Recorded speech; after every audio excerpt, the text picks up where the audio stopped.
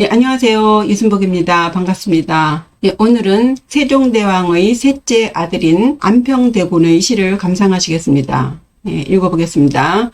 만리관산 개영추, 하인횡옥, 의고루, 일성취입, 광안전, 자유지음, 제상두, 만리관산에 개수나무 그림자 드리운 가을, 누가 높은 누각에 기대어 옥피리를 부는가. 큰 소리 광안전까지 울려 퍼지니 본래부터 저 높은 곳에 소리를 아는 자가 있었구나. 이 시의 형식은 칠언절구입니다.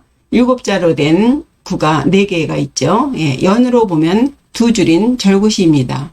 그리고 개영, 추, 의, 고루, 제상두 해서요. 우자를 운으로 했습니다. 이 시의 작가인 안평대군은 기후정난 후 강화도로 귀양 간 지 7일 만에 둘째 형인 수양대군이 내린 사약을 먹고 죽습니다. 그와 관련된 모든 것은 다 태우라는 수양대군의 엄명에 의해 그가 모았던 귀한 자료들이 다 없어졌습니다. 따라서 그의 영정도 없습니다만 안평대군 서첩 양간거사 석법이라고 되어 있는 서첩의 표지에 이 영정이 있어서 확실하지는 않지만 혹시 하는 마음에 담아보았습니다. 참고만 하세요. 화면에 보이는 글씨가 바로 지금 낭송한 안평대군이 썼다고 하는 시입니다. 그러나 의례 글씨의 서두에 찍는 두인도 없고 맨 뒤에 낙관도 없고 언제 썼다는 내용도 없고 수결 즉 사인도 없고 해서 문화재 등록은 안 되어 있는 상태입니다. 다만 왕족이나 쓸 수 있는 금리로 썼고 안평대군이 1450년에 남긴 석각인 송, 엄상자, 귀남, 서가 이 작품의 글씨와 흡사하다고 보고 진적임을 확인한 상태입니다. 그리고 무엇보다도 이 글씨가 안평의 글씨임을 증명할 수 있는 것은 시의 내용이 되겠죠. 혹자는 이 시의 주제를 가을의 고독이라고 하는데요. 그러기에는 시의 내용이 범상치 않습니다. 얼핏 들으면 꽤 서정적이긴 한데 속을 캐보면 참으로 처절한 시이죠. 굳이 주제를 말한다면 상대를 못 알아본 것에 대한 그 뉘우침이라고 할까요? 그럼 한 연씩 보시면서 이야기를 풀어보겠습니다. 만리관산 개영추, 하인횡옥, 의고루. 앞구 먼저 보시면요. 만리관산 개영추입니다. 만리관산 하면 공간적인 배경을 알려주죠. 만리, 일만만자. 에다가 여기 리자는 마을 리자의 의미도 있지만요. 여기서는 거리의 단위로 쓰였습니다. 만리 하면 꼭 만리가 아니라 거리상 매우 멀리 떨어져 있다는 의미인데 물리적인 거리보다는 심정적인 거리감을 표현하고 있습니다. 그리고 이 관자를 파자해 보면요. 문문자의 실사자, 쌍상투 간자입니다. 이 쌍상투 간자는 상투의 의미와 상관없이 문을 열쇠로 잠근 모양을 형상화한 글자예요. 문을 끈으로 묶어서 닫다 혹은 가두다의 의미입니다. 또 둘 이상의 관계를 단단히 묶는 의미로 관계하다는 뜻도 있습니다. 그 다음 산산자죠. 관사는 지금 강서구 가양동의 한강 하류에 있는 산인데 고려 태조가 흑백제를 공격할 때 한강을 건너는 것을 막았다는 의미로 관산이라고 했고요. 또 군대가 주둔해서 주변을 진압한다는 의미에서 진산이라고도 했고 산성이 있어서 성산, 또 지역명을 따서 파산이라고 불렸고요. 또 공자의 위패가 이제 모셔 있어서 궁산 등등 이렇게 다양하게 불렸는데 지금은 거의 궁산으로 불리나 봅니다. 가양동을 옛날에는 양천고을이라고 불렀다네요. 이 그림은 조선 후기 진경산수화의 대가였던 겸재정선이 양천 현감으로 부임해서 지금의 구청에 해당되는 양천 현화를 그린 것입니다. 그 다음 개영추죠. 개수나무 개자에 그림자 영자, 가을 추자입니다. 달에 개수나무의 그림자가 드리우는 가을이죠. 즉 가을 달밤이라는 시간적 배경을 알려주고 있습니다. 여기 나오는 달 속의 개수나무는요. 수목도감에 나오는 개수나무나 히랍 신화에 나오는 월계수와는 아무 관련이 없는 상상 속의 나무죠. 개수나무가 상서로운 길상을 의미하는 나무이고, 전설상에도 그 달의 그림자는 개수나무 한 그루, 토끼 한 마리 해서 매우 서정적이고 시적인 분위기를 주지만요. 이 시에서는 뭔가 불길한 일이 일어날 것 같은 음침한 이미지를 중의적으로 사용했다고 보겠습니다. 말리 관산의 개수나무 그림자 드리운 가을, 작가인 안평의 심정으로 매우 거리감이 느껴지는 관산에서 가을 달밤에 뭔가 불길한 일이 벌어질 것 같은, 뭔가 큰 사건이 터지기 직전의 분위기를 암시하고 있습니다. 그럼 뒷구절 넘어가기 전에 당시 안평대군과 그의 형인 수양대군의 관계를 아셔야겠습니다. 세종에게는 소혼 왕후와의 사이에 팔남 2년을 두었는데요. 이 안평대군은 위로 첫째 형인 5대 문종이 있고요. 둘째 형이 7대 세조가 되는 수양대군이 있습니다. 문종보다는 4살 아래고 수양대군과는 1살 터울이에요. 이 세 아들이 모두 잘났다고 알려져 있습니다. 세종은 생전에 자신의 아버지가 5째 아들로서 왕자의 난을 일으켜 왕이 되었고, 또 자신 또한 셋째 아들로서 왕이 되었기 때문에 누구보다 후계에 대한 걱정이 있었을 거예요. 그러나 첫째인 문종이 워낙 똑똑했고 동생들과도 우애가 깊었으며, 그리고 무술에 뛰어난 둘째 수양대군은 무장들이나 무례배들과 주로 어울렸지만 성격상 스스로를 드러내는 것을 좋아하지 않았고, 또 반드시 상대를 이기려고 하는 승벽이 있었기 때문에 주위의 사람들이 잘 모이지 않아서 크게 걱정하지는 않았나 봅니다. 굳이 신경이 쓰였다면 셋째인 안평이었습니다. 안평대군은 수양대군과 성격이 완전 반대였다고 해요.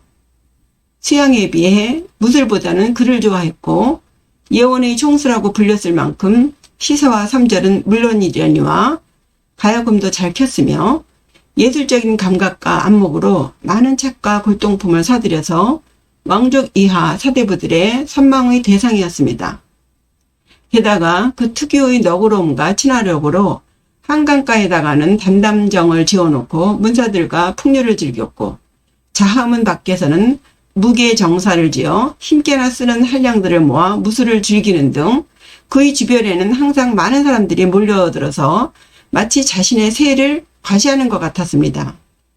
그래서인지 고전 소설 운영전에는 안평대군이 부귀와 향락을 누리며 궁녀들을 죽음에 이르게 하는 등 사대부들의 이중성을 보여주는 인물로 등장하기도 합니다. 어쨌든 이렇게 문인이나 무인들을 망라하며 주변의 사람들을 모으는 이 안평의 처세는 아버지 세종을 은근히 걱정시켰고, 절대 지고는 못 사는 형 수양대군을 번번이 긴장시키며 때로는 좌절하게, 때로는 분노하게 했습니다.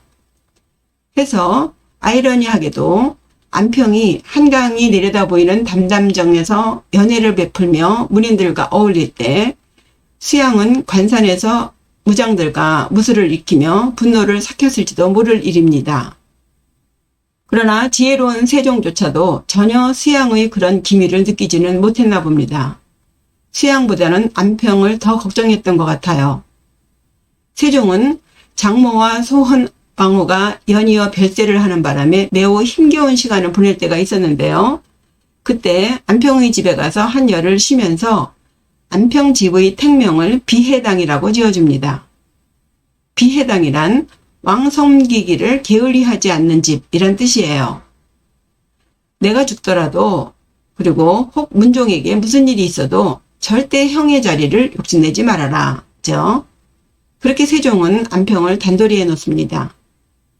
그런데 그렇게 세종이 다녀간 날 밤에 안평은 복숭아꽃 피는 도원에서 논의는 꿈을 꾸었다며 세종에게 그 꿈의 내용을 그림으로 그리게 해달라는 청을 합니다.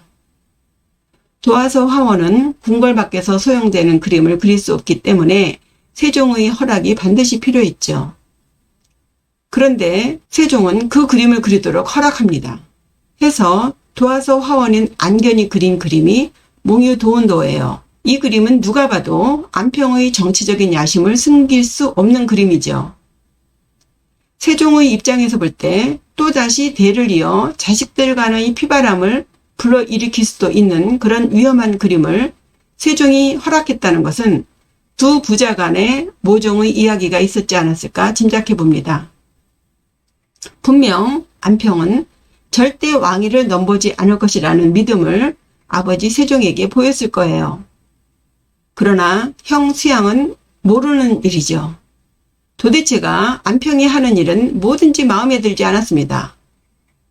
후에 목류도원도에 참문을 쓴 21명은 모두 수양대군의 살생부에 올라가 계유정난이 일어나던 날 밤 죽음을 면치 못하게 되죠. 계유정난은 1453년 음력 10월 초겨울에 일어납니다. 이 시는 개수나무 그림자 들이운 가을 달밤이니 내용상 아마도 계유정난이 일어나기 한 달 전쯤 되지 않았을까 짐작해 봅니다. 수양대군은 멀리 관산에서 무장들을 이끌며 마지막 마무리 작업에 한창이었을 거예요. 거의 초읽기로 들어갔다고 해야겠죠. 다음 뒷글을 보시면요. 하인 횡옥 의고루 하 무엇하 누구 하자입니다. 사람 인자고요. 하인 하면 어떤 사람이 혹은 누가죠. 횡은 가로 횡 옆으로 놓을 횡이죠. 붓을 옥자입니다. 횡옥 하면 가로로 부는 옥피리입니다. 피리 적자를 써서 횡적이라고도 해요. 엄밀히 말하면 옥으로 만든 가로피리, 옥횡적입니다. 보통 피리는 대나무로 만드는데 옥으로 만들었으니 왕가의 물건이겠죠. 그러니 분명 이 피리를 부는 사람은 왕족일 것입니다.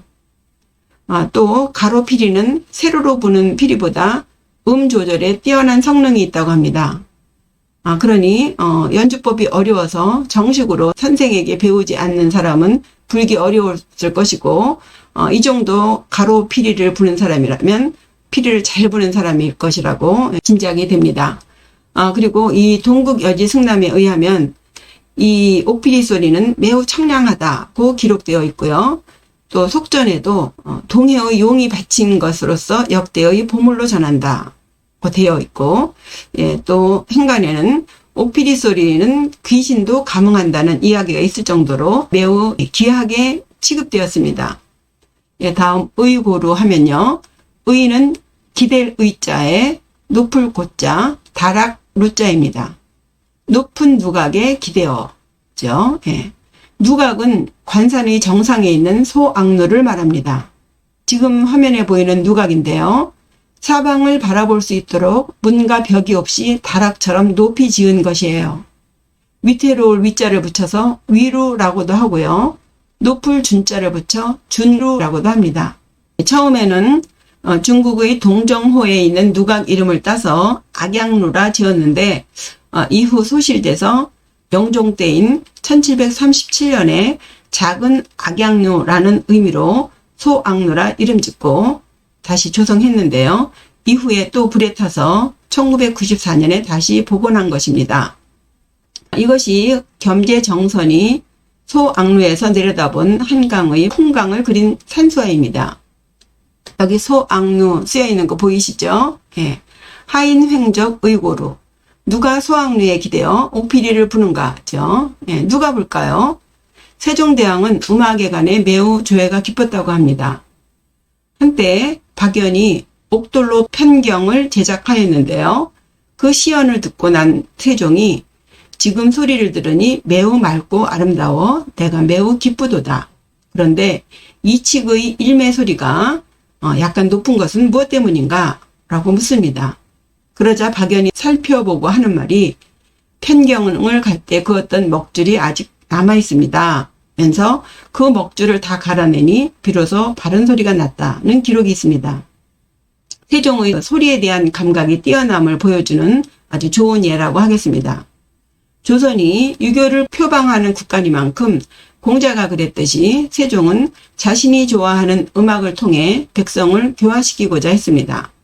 당연히 예악을 기반으로 한 유교 정치를 위해서 대대적인 음악 정비 사업을 추진했겠죠. 그런 과정에서 왕족 이하 모든 사대부들 중 자칭 풍류남하라면 최소 악기 하나 정도는 능숙하게 다룰 줄 알아야 했을 거예요. 정적인 성향의 안평이 가야금을 즐겼다면 무술을 좋아하는 동적인 성향의 수양은 아마도 피리를 즐기지 않았을까 추정해 봅니다. 한 예로 지금 화면에 보시는 피리는 옥으로 만든 횡적인데요. 함경도를 침입한 야인들을 물리친 공으로 세조가 장말손이라는 무장에게 하사한 옥적입니다.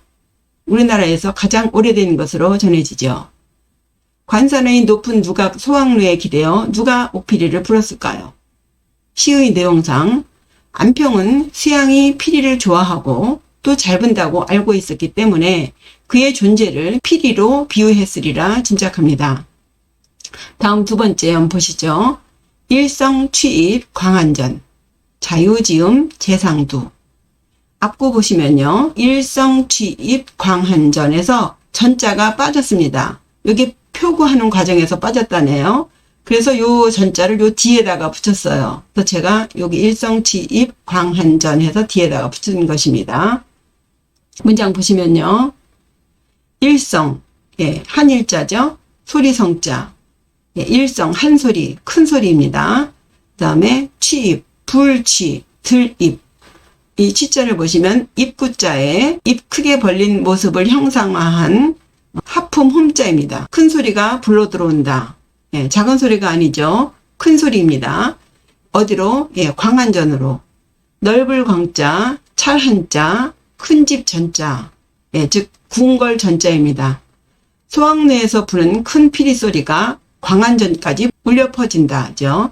엄청난 기세가 몰려온다는 느낌을 줍니다. 전설에 따르면 광안전은 천상의 옥황상제가 사는 궁궐 혹은 달나라로 도망간 항아가 사는 월궁이라고 하는데요. 이 화면이 남원의 광안루입니다. 광안청호루의 약자예요. 넓은 우주 공간에 맑고 차가운 은하수가 펼쳐 있는 천상의 세계를 지상에 재현시켜 놓은 건축물이라고 합니다. 천상의 세계를 지상으로 옮겨 놓은 곳. 천상의 옥황상제가 사는 궁궐 속의 광안전은 바로 조선의 왕이 사는 경복궁의 군정전이죠. 관산의 소왕루에서 수양대군이 부는 피리 소리가 경복궁의 군정전까지 울려 퍼진다입니다. 네, 아시다시피 조선은 유교국가입니다. 유교적 관점에서 볼 때 수양이 조카 단종을 죽이고 왕이 될 수는 없습니다. 엄밀하게 말해서 성인으로 추앙받는 인물의 탕왕이나 문왕, 무왕조차도 신하의 위치에서 군주를 쫓아낸 역적이라는 비판을 면하기 어렵습니다. 그러나 세조가 명분을 삼을 수 있는 것이 하나 있긴 있지요.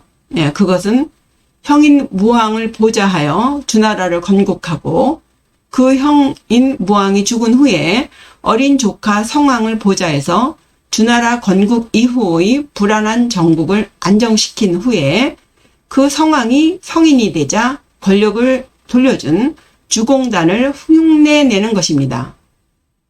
이 석상이 바로 공자가 꿈에서라도 보고 싶다고 했던 주나라 무왕의 동생인 주공단이에요. 안평도 마찬가지겠죠. 아마도 안평은 옥류도원도를 그리게 해달라고 아버지 세종에게 청하면서 자신이 주공단이 되겠다고 약속하지 않았을까요? 조카를 왕으로 앉히고 절대 왕위를 천탈하지 않겠다고요. 세종은 안평에게서 주공단의 모습을 보았나 봅니다. 분명히 세종은 내가 죽고 또 첫째 형인 문종에게 무슨 문제가 생기더라도 안평은 절대 왕위를 넘보지 않고 어린 조카 단종이 성인이 될 때까지 잘 돌봐서 종묘사직을 안정케 할 것이다 라고 굳게 믿었나 봅니다. 그런데 문제는 엉뚱한 곳에서 터졌지요. 그 지혜로운 세종도 둘째 아들 수양의 야심을 전혀 눈치채지 못했나 봅니다. 어쩌면 아버지인 세종도 감히 눈치채지 못할 정도로 수양은 치밀했었는지 모르죠. 문종이 31년간의 세자 노릇으로 진이 다 빠졌는지 재위 2년 만에 돌연 붕어하자 뜻밖의 그동안 죽은 듯이 지내던 수양이 드디어 정치 정면에 나서게 됩니다. 아마도 수양은 칼을 갈며 이때를 기다리고 있었는지 모르죠. 안평이 주공단을 꿈꾸었듯 수양도 주공단을 꿈꾸었을 것입니다. 수양은 안평을 비롯한 모든 훈구 대신들로부터 조카 단종을 보호해야 한다는 사명감에 잠을 이루지 못했을지도 몰라요. 단종이 성장하면 모든 왕권을 돌려주겠다고 스스로 수없이 맹서도 했을 것입니다. 세상이 안정될 때까지만 하겠다고요. 그러나 그의 피리소리는 점점 커져서 드디어 하늘로는 광안전까지, 지상에서는 근정전까지 이르렀습니다. 그제서야 안평은 알게 되었죠. 자유지음 재상두. 본래부터 저 위에 지음이 있었구나. 죠. 예. 스스로 자자, 본래 자자, 있을 유자, 예. 본래 있었구나. 있을 제자, 윗상자, 머리 두자. 재상두, 제일 윗자리에 있다. 예. 본래부터 저 위에 지음이 있었구나입니다. 예, 여기서 중요한 것은 지음이죠. 예, 지음은 사전적 의미로 음을 아는 사람, 음률에 정통한 사람, 혹은 작품을 깊이 이해하고 정확히 평가하는 사람이라고 합니다. 그리고 또 하나는요, 자기를 알아주는 참다운 벗, 즉 지기지우로 흔히 쓰입니다. 이 지기지우의 사자성어는요, 거문고 연주자인 배가와 배가 연주의 악상을 알아듣던 종자기와의 이야기에서 유래합니다. 배가가 무슨 연주를 하든 종자기는 그 연주의 의미를 알았기 때문에 지음은 서로 뜻이 통하는 진정한 친구의 의미로 주로 사용됩니다. 그러나 이 시에서 지음을 뜻이 통하는 친구로 해석하면 본래부터 저 위에 매우 친한 뜻이 통하는 벗이 있었다지요. 그러나 안평과 수양은 서로 뜻이 통하지 않았습니다. 사사건건 부딪혔죠. 수양은 매번 자신을 앞서는 안평에게 불만이 많았습니다. 혹자는 수양이 지고는 못 사는 승벽이 있었다면 안평은 세상을 낮추어 보는 버릇이 있었다고 하네요. 세상 어떤 만물도 천적이 없는 생물은 없다는 것을 미처 생각지 못했나 봅니다. 자기 위에 수양이 있음을 보지 못한 거죠. 어려서부터 매번 형을 앞질러 선택되었기 때문에 수양의 존재를 쉽게 생각했는지도 모릅니다. 그 부분이 매번 형을 자극했을 거예요. 결국 둘의 명분은 같았지만 안평은 수양의 칼에 무너지지요. 그럼 지음의 의미를 소리를 아는 자로 풀어보겠습니다. 본래부터 저 위에 소리를 아는 자가 있었다. 그런데 내가 여태 몰랐다지요. 세종대왕은 기본적으로 음악적 소양이 있었고 체계적으로 음악 이론을 공부했으며 무엇보다도 음악을 즐길 줄 아는 지음군주, 즉 소리를 아는 군주였다고 평가됩니다. 음악으로 세상을 다스리고자 했던 세종, 그 세종의 아들들의 바람 또한 지음군주가 아니었을까요? 안평은 마치 앞일을 예견이나 했듯이 눈앞에 벌어지는 것처럼 횡옥, 옥피리 소리, 일성, 큰 소리, 취입, 울려 퍼지다와 같이 음악과 관련된 시어로 차차차차 분위기를 고조시키다가 최종적으로 소리를 아는 자, 지음으로 마무리를 짓고 있습니다. 아마도 안평은 수양을 소리를 아는 자, 예술을 아는 자, 아버지와 같이 지음의 왕으로서 인정한 것 같습니다. 저 위에 이미 소리를 아는 왕이 있었구나. 그런데 내가 그것을 미처 몰랐구나. 죠? 안평은 서서히 조여오는 수양의 존재감과 거침없이 밀려오는 그 위세를 느끼면서 뒤늦은 후회를 합니다. 그리고 비로소 수양을 인정합니다. 그렇게 그는 수양을 인정했습니다. 소리를 아는 자, 지음 군주로요. 계유정난이 나던 날 밤 수양의 무장들은 안평을 찾아 온 한양을 다 뒤졌답니다.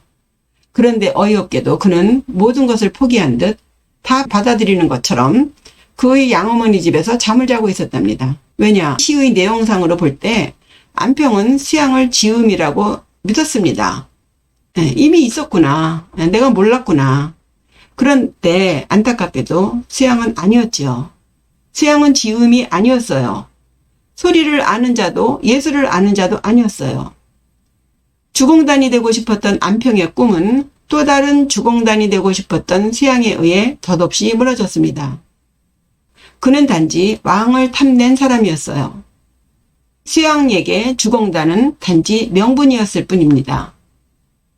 그 명분을 저버리고 자신의 욕심을 채우지요. 만리관산의 개수나무 그림자 드리운 가을 달밤에 누가 소학루에 기대어 옥피리를 부는가. 큰 소리가 광안전까지 울려 퍼지니 본래부터 저 높은 곳에 소리를 아는 자가 있었구나. 결과론적으로 볼 때 안평은 끝내 수양을 알지 못했습니다. 수양이 내린 사약을 먹는 그 순간에는 알았을까요? 설마 수양의 만행이 거기까지라고 믿었을까요? 네. 이상으로 수양을 못 알아본 안평의 어리석음을 시로 감상하셨습니다. 시청해 주셔서 감사합니다. 구독과 좋아요는 저에게 큰 도움이 됩니다. 예, 안녕히 계세요.